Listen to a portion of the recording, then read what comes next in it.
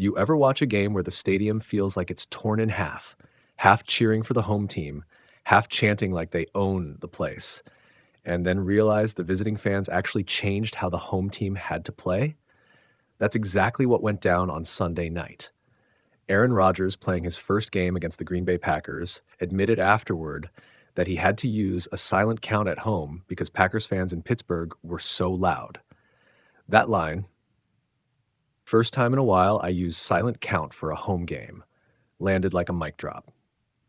SSI. The story looks tidy on the scoreboard. Green Bay beats Pittsburgh. Jordan Love slices up the defense. Packers fans sing loud enough to rattle the rafters.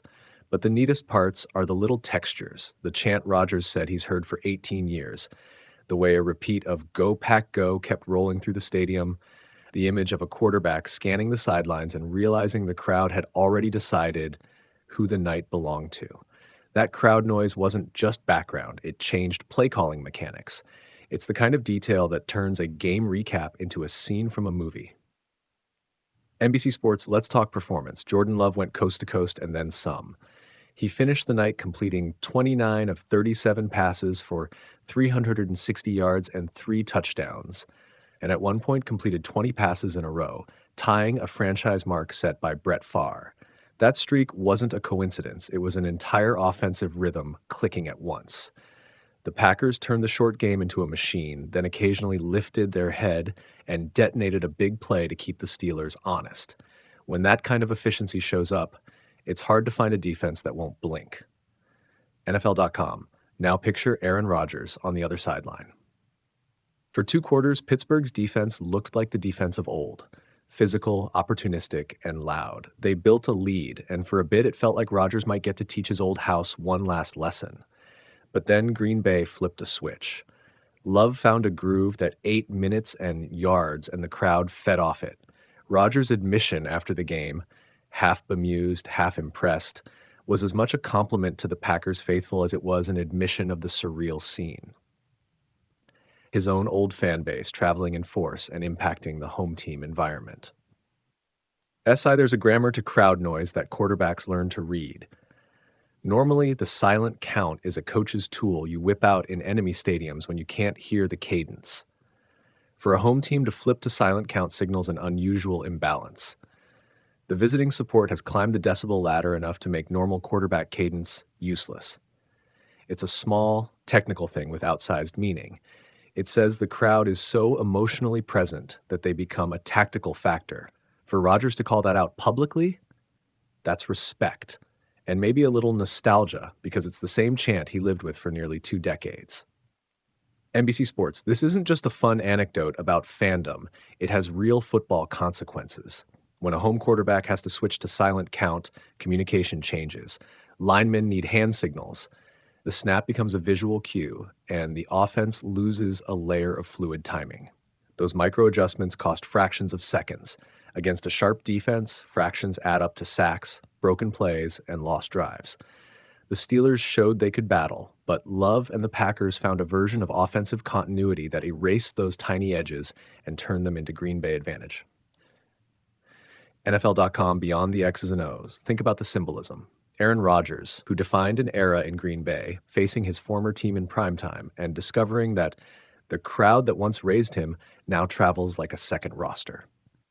For fans, those are cinematic moments. The old hero returning to find his myth still cheering in the stands.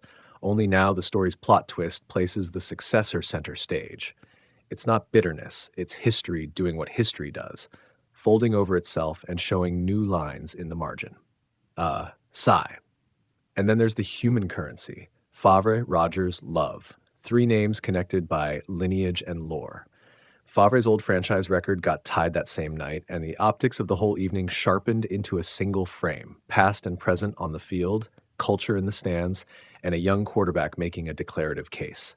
For Jordan Love, the stat line and that completion streak are markers, not the final verdict, but a punctuation in a career sentence that's still being written. For Rodgers, the moment is a reminder that sports are part scoreboard and part theater. For the fans, it's proof that travel and devotion still move moments. NFL.com, here's the thing. Football is the sum of tiny imbalances. A road fan base loud enough to flip the cadence. a receiver who finds one more inch of separation, an offensive line that buys a fraction more time. Those subtle things, when they stack, become the tidal push that decides nights. You can measure them in yards, or you can feel them in the way a stadium leans one way and refuses to right itself. Sunday night felt like that, a place that tilted toward Green Bay and stayed tilted. NFL.com. What does this mean going forward? For Rodgers and the Steelers, it's a reminder to fortify home fields beyond paint and turf, to re-earn the decibel advantage that home teams lean on. For Green Bay, it's a cultural validation. Their fans remain mobile, loud, and influential. And Jordan Love just got the kind of primetime performance that compounds confidence into reputation. And for neutral observers who love narrative arcs, it's another chapter in a long-running saga where quarterbacks become teachers and students trade places under the same lights. NBC Sports.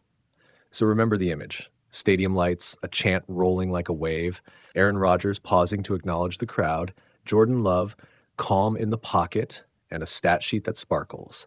The silent count line is the small detail that tells the whole story. Fandom isn't just about seeing a team win. Sometimes it actually helps one do it. That's loud devotion doing its job, and for one Sunday night, it rewrote the script on what a road crowd can accomplish. SIN scene. The chant fades into echoes on the drive home. A young quarterback walks out of the locker room with another night added to his role, and an old one keeps his hands warm, imagining a different past. The fans, they'll be on the road again next week, and maybe, if history is any guide, they'll be loud enough to change another game. This is one of those tiny, vivid details that actually tells you a lot about a game. Aaron Rodgers, playing a home game in Pittsburgh, was forced to use the silent count. That's not a throwaway line. It's a red flag that the crowd didn't just make noise. They changed the environment enough that the Steelers couldn't trust the snap cadence. And when the ambient noise on a home field forces your offense to operate like it's on the road, the ripple effects go far beyond a single snap. First, why the silent count matters. NFL offenses design rhythm around sound. A quarterback's cadence isn't just theater. It coordinates protection calls, checks against blitzes, timing with route stems, handoffs, and the subtle dance between linemen and backs. When you switch to a silent count, you're removing audio cues and replacing them with mechanical ones. Toe taps, hand signals, delayed snaps, which compress reaction windows for linemen and force more pre-snap telegraphing. That's an advantage to a defense that's already coming off the edge with speed and discipline. You can see how that snowballs. The line hesitates a half beat, a blitz wins the lane, a throw is rushed, and the chain of events leads to sacks, third and longs, and the kinds of stalled drives that cost games. That's the tactical side. There's a psychological side too. Silent counts steal comfort. Quarterbacks like rhythm. It lets them process reads in fractions of a second. Rodgers has spent his career thriving inside that soundscape. Being pushed out of it in his first game back against his old team is more than a wrinkle. It's a small erosion of the normal operating environment. For a veteran quarterback, the instinct is to lean on experience, move in the pocket, anticipate pressure, trust receiver separation. But even the most practiced instincts are blunted when the offense can't breathe in cadence. Now connect those two facts to what happened in the game. Rodgers looked sharp early, the 45-yard strike, the back-to-back connections. Then the tide changed. Pressure found him. The Packers tightened in the second half. The Steelers converted 1 third down all night. Those aren't independent data points. They're cause and effect in a fragile system. When crowd noise forces silent counts, protection recognition is harder, and third down efficiency collapses. That sequence of events explains why an offense that flashed in the first half couldn't close the deal. There's also a practical coaching angle here. Home teams almost never switch to silent counts unless the crowd reaches a specific threshold. For Pittsburgh staff to make that call, they had to believe the noise would cause more harm than the alternative, predictable mechanical cues. That says two things about the fans. They were loud and coordinated enough to impact on-field communication, and they were loud in a way that targeted the quarterback line exchange specifically. That's disciplined home field support, intentional, effective, and rare. What do you do to manage that? A few standard fixes. quick game design that gets the ball out in under 2.5 seconds, more screen and swing concepts to neutralize edge rushers, and snap counts built around visual cadence so linemen don't have to rely on audio. You can also lean on pre-snap motion and patterned, practiced silent count reps so the line's muscle memory isn't shocked by the change. None of those are glamorous. They are coaching details. But against a defense that can time their rushes, coaching details win games. There's also personnel reality. A silent count accentuates edge speed and interior stunts. It punishes slow feet and poor hand placement. If your O-line isn't disciplined or your tackles can't handle stunts without timed cues, you're in trouble. That's not Rodgers' fault. It's an organizational barometer. The offense's inability to convert third downs and the sequence of drops and turnovers are symptoms of that larger issue. Rodgers can improvise and make jaw-dropping plays, but he can't manufacture consistent chain-moving drives when protection and cadence are compromised. On the cultural side, this moment feeds the narrative machine. Packers fans travel well. Their presence in Pittsburgh was loud enough to alter play calling. That's a morale lift for the visitors and a gut punch for the home team. For Rodgers, who carries the additional storyline of being the former Packers legend now playing on someone else's turf, the silent count anecdote reads almost cinematic, his old life, loud and present, influencing the new one in a very real way.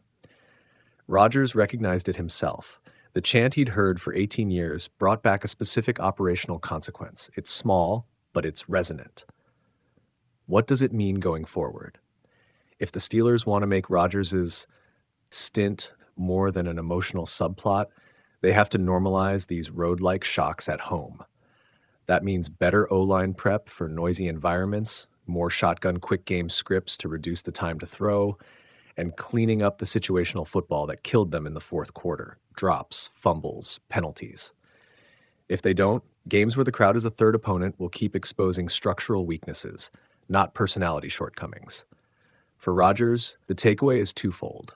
First, he still has the arm and the craft to make big plays. Second, the margin for error shrinks with